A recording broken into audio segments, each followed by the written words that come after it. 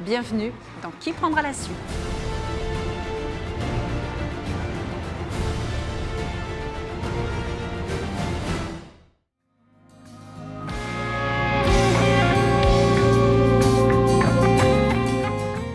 Julien continue à transmettre et partager son savoir. En haut à gauche. Ouais. Et on dirait une harpe avec le capot d'astre. Hein? C'est génial. C'est la première fois que je vois ça. Donc là, on a 35 anges musiciens, juste sur le tympan. Et du coup, c'est représentatif de ce qu'on utilisait à l'époque, quoi. Ouais. Sûrement. Ce qui était Bien autorisé. sûr. Bien sûr. Si on bâtissait encore dans le même esprit des églises aujourd'hui, telles qu'on les faisait autrefois, on verrait certainement des rois David et des anges avec des guitares électriques. Ouais. Tout à gauche et tout à droite, toujours en symétrie, un joueur de cornemuse. Ouais. Vous avez également un instrument avant qui est un peu en forme de serpent, qui porte bien son nom, puisque ça s'appelle un serpent. Serpent. Voilà.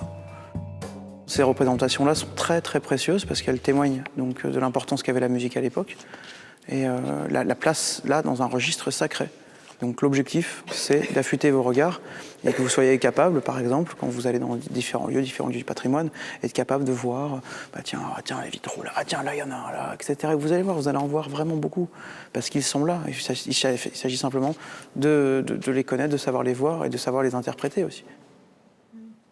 Il y en a un qui m'intrigue, là, c'est tout en haut au milieu, Ouais. dans le petit bleu. C'est un psalterion. Ah, c'est ça. Ouais, c'est ça. Mais ça existe encore, les psaltériens? Bien sûr. C'est aussi grâce à ces vitraux que les spécialistes peuvent retracer l'histoire de la musique. Le psalterion est un de ces instruments. Il vient du Qatar et date du XIVe siècle. Julien et sa femme ont mis 3 ans à en fabriquer un. Et aujourd'hui, il résonne dans les oreilles des 3 stagiaires.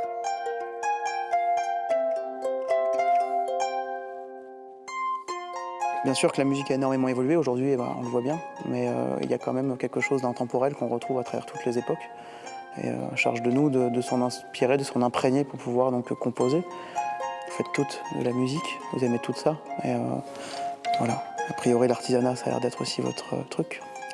Donc on façonne des outils musicaux. Et il s'agit donc d'essayer de s'imprégner de ce fil conducteur qui nous vient de la nuit des temps et rester dans le move.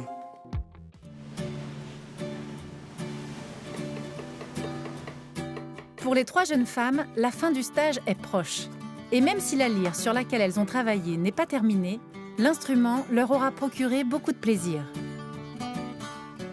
Je trouve que vous êtes super bien débrouillés. Là, le résultat, il est là, donc ça reste une ébauche, c'est pas terminé.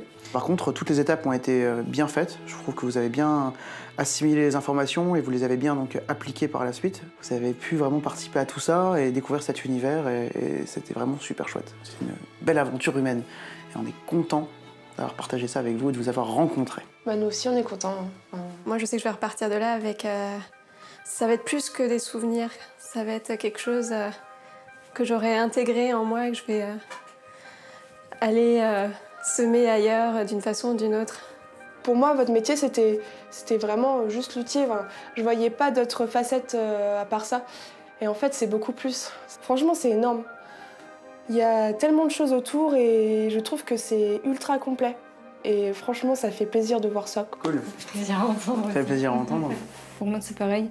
On est en quête de savoir et puis on trouve des gens qui sont là pour nous apprendre. Du coup, on peut pas être plus comblés. Julien et sa femme Audrey sont des passeurs de savoir, mais pas que. Ils ont réservé des surprises aux filles. Marie, j'ai cru comprendre que tu avais peut-être pour ambition de monter ton entreprise. Ouais. Donc moi, ce que je te propose, c'est qu'on te parraine un petit peu. Si tu veux un coup de main dans ce dédale de la création d'entreprise, on pourrait bien t'aider, si tu veux. Ah ouais, c'est conseiller. génial. Cool. Et puis, pourquoi pas par la suite, donc du coup, mener des projets avec toi. Yes. Voilà, ça pourrait être chouette. Ah ouais, carrément. Carrément. Voilà. Super. Sophie, alors nous, on a envie de te proposer quelque chose. Alors, on voulait te proposer de rejoindre notre pôle de recherche. Cool. Voilà, et devenir médiatrice anglais-français au sein du pôle.